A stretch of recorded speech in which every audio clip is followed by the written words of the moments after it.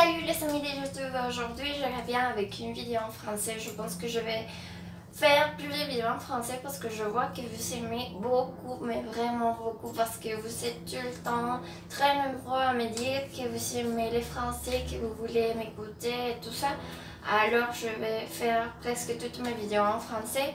Je sais que pour moi c'est plus difficile parce que je dois mettre des sous-titres, mais c'est une vidéo par semaine, je vais faire mon temps si est-ce que je l'ai.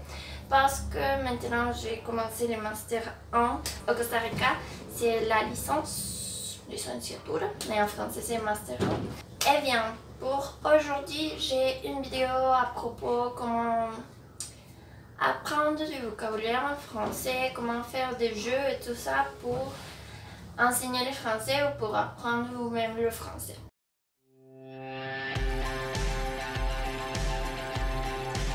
Et bon, la première chose que je vais vous montrer, c'est ça. Ça, je l'ai trouvé sur internet et j'ai beaucoup aimé parce que ce sont des choses de vocabulaire, mais c'est par thème. Alors, disons, ici, on a les thèmes de plat et ici, on a les thèmes du petit déjeuner. Alors, tout a à voir avec la nourriture et tout ça. Et avec ces listes, on voit les images et on sait déjà ce qui signifie. Parce que parfois, on vous dit un mot et vous ne comprenez pas. Mais si vous voyez l'image comme ici, alors je vous montre ça. Et vous savez que c'est un hamburger. Mais disons quelque chose de plus compliqué. Si je vous montre ça, ces morceaux qui est là, vous allez dire que c'est carne. Alors, la carne en français c'est de la viande, c'est ici. Et comme ça, j'ai plusieurs choses. Des vocabulaires, des sons de l'autre côté. J'ai l'environnement dans la nature. Ici, j'ai la routine quotidienne illustrée. Parce que, comme je vous dis, c'est mieux de l'apprendre par image. C'est comme ça, vous faites une relation entre les choses et vous vous rappelez plus facilement.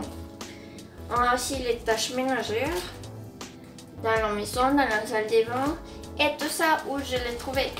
Je l'ai trouvé sur Pinterest. Alors là, je l'ai téléchargé, je l'ai mis dans la clé USB, je l'ai amené dans la photocopieuse pour faire les photocopies, tout ça. Si vous voulez donner des cours avec ça, vous pouvez faire des photocopies pour vos étudiants, sinon vous montrer un groupe comme vous voulez. Après, un sujet qui m'intéresse beaucoup parce que c'est très important dans n'importe quelle langue que vous apprenez, c'est les numéros.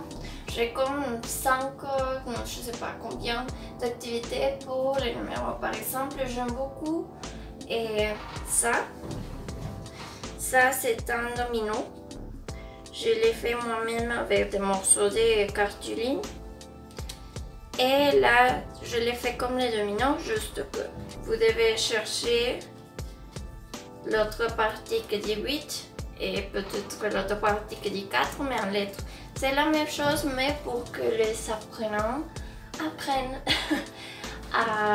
les nombres. Comme ça, ils mémorisent mieux et ils peuvent faire la relation entre les points et comment on écrit les numéros. Après, une autre chose que j'aime beaucoup faire, c'est ça. J'ai une chose pour jouer au bingo. Alors, j'ai fait ces cartons de bingo moi-même avec des différentes couleurs et tout parce que ça c'est important pour les élèves d'avoir quelque chose qui attire son attention.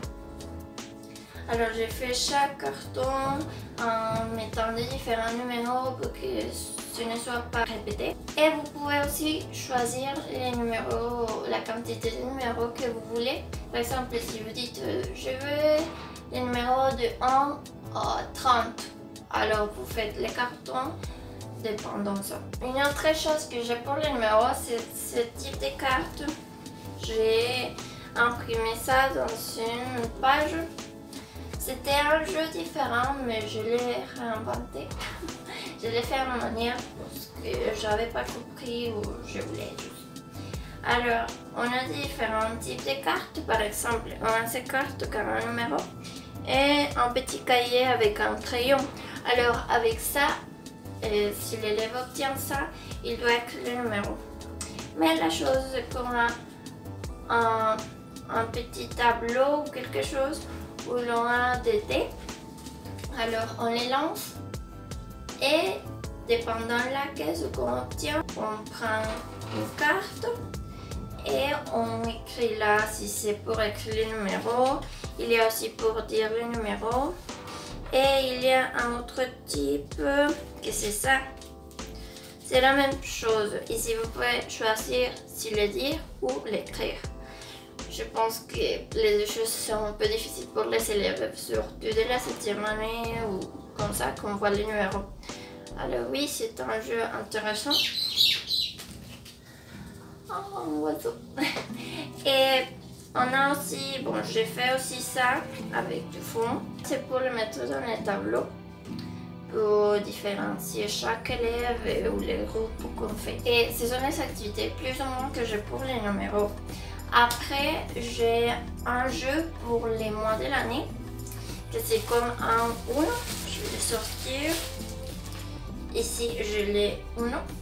Alors, toutes les cartes sont de différentes couleurs et elles sont des mois différents, évidemment. Alors, on a, par exemple, on commence avec juin. Et après, on doit avoir juillet, que c'est les mois suivants. Donc, quelqu'un a juin, alors il met juin. Alors, je dois trouver le mois suivant. Alors, je mets juillet. Après, on continue avec août. Et septembre, octobre, novembre, décembre, et comme ça, les élèves s'habituent à suivre l'ordre de mois en français. Et la dernière chose que je vais vous montrer aujourd'hui, c'est ça. Ça, c'est un jeu de crucigramme, on dit en espagnol. En français, c'est mot croisé. Ici, c'est des nationalités. Alors, on peut construire ça sur Internet. Je pense qu'il y a des pages pour le faire, je les ai vues. Mais j'ai décidé de le faire à la main parce que pour moi, c'est un peu plus facile. Comme ça, je ne dois pas imprimer des choses et tout ça. Mais quand même, on doit faire les photocopies et tout ça. Et bah, on a ici les choses normales. On a les parties horizontaux et la partie des verticaux. Alors on peut écrire ici par exemple personne de la Russie. On doit mettre ici la nationalité, on dit russe. Alors on cherche la case où on écrit russe et c'est comme ça, le jeu c'est facile, tout le monde comprend. Et bon, ce sont les choses que je vous apporterai aujourd'hui pour votre connaissance parce que j'ai un peu plus de choses. Mais je voudrais savoir si ce type de vidéos vous intéresse et comme ça je ferai plus de vidéos sur ça pour que vous ayez plus de matériaux scolaires. Si vous avez aimé cette vidéo, cliquez sur j'aime, partagez, laissez-moi des commentaires pour savoir si vous avez aimé et tout ça. Et on se voit dans une prochaine vidéo. Au revoir.